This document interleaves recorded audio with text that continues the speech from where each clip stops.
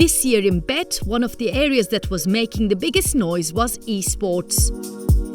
An on-site tournament was giving attendees the chance to see the benefits that esports can bring to students. Actually, I came to Bett last year and hung around the esports stage for a little while, and that's what inspired me to go ahead and set up the esports teams at our school. So I came along here, I found out how to sell it to parents, how to pitch it to other teachers, and actually what was involved in it. What were the transferable skills that students were going to develop? What were the potential career pathways that could come from it? In esports, players come together to compete in multiplayer video games, akin to traditional sports, with professional athletes taking part in international tournaments. But it is esports inclusivity that is getting schools interested. First thing I checked was I'm transgender, so I obviously said, is that okay? And they're like, yes, not a problem. So I applied, got through selection, and the only game I was eligible for was eFootball, which I had never played in my life. They selected me to play for the national country, and I got thrown into the group stages of what then turned out to be the Commonwealth Games for esports. Emma Rose represented Northern Ireland in the Commonwealth Esports Championships 2022, where she won her first gold medal. She's now become a full-time professional athlete. Honestly, everything for me has changed. I'm a different person than before I entered the competition. I'm more approachable, I am more forward, excitable. I am over 100 pounds lighter since I entered the competition, which is insane. But literally, honestly, it has literally changed my life. Esports is a booming global industry already worth over £1 billion and growing rapidly, with many expecting it to rival the biggest traditional sports.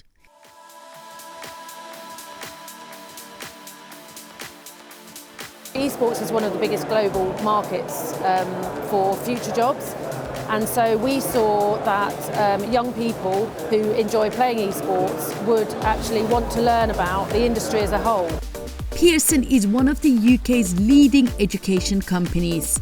It partnered with British Esports Federation to develop a BTEC degree, available to students both at GCSE and A-levels. The employers now are looking at how do we attract Generation Z, Generation Alpha, what are the skills that we need for tomorrow's workforce? Teamwork, communication, leadership, strategic thinking, the ability to react under pressure, and ultimately esports is allowing us to develop those skills and connect the two. The sorts of things that you will cover are the coaching, the nutrition and psychology of a team. You will also look at entrepreneurial and enterprise opportunities within esports. You'll be looking at merchandising and branding, running events, marketing an event, the creative media side of esports, so video production, streamlining, and shoutcasting. In football would be commentating. You learn about health and well-being, so it's not just about playing games, you learn about the industry and also how to stay safe in the industry. The schools that have been running esports programs are seeing positive outcomes. The beauty of esports, it is so inclusive. Anybody can play esports, and so I've got lots of students that aren't interested in playing football, aren't interested in playing netball, but they love playing esports, and anybody can play with it. And the community that it builds in the school, the fact that it allows everybody to be celebrated within that school environment is phenomenal. We have a lot of students at our school that have problems like anxiety, and that's the reason they've chosen to leave a physical school and come to the online school.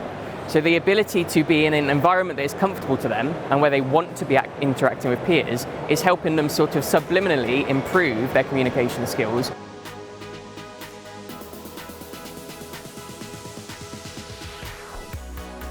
I know that I wouldn't have been able to do it to the standard that I have done if it weren't for the people here that are so willing to help. So getting involved with companies such as CDW that helped us with all the solutions to it.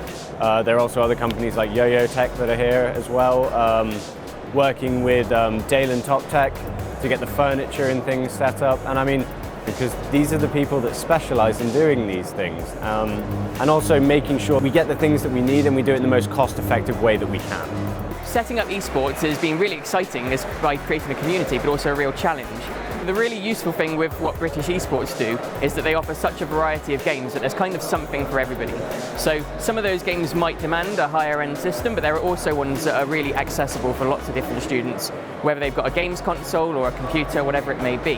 As British Esports Federation, we recognise that technology is expensive and that it's a barrier for many people, and I think it's really important that we can provide that advice, we can provide that support. Later this year we're opening the National Esports Performance Campus in Sunderland, which will be a state-of-the-art facility. It'll be home to all of our home nations, an opportunity for professional teams to be able to boot camp, to be able to undergo performance, and then ultimately for the education sector, people will be able to come, they'll be able to have residentials, and they'll be able to use that space to really have access to state-of-the-art kit and technology.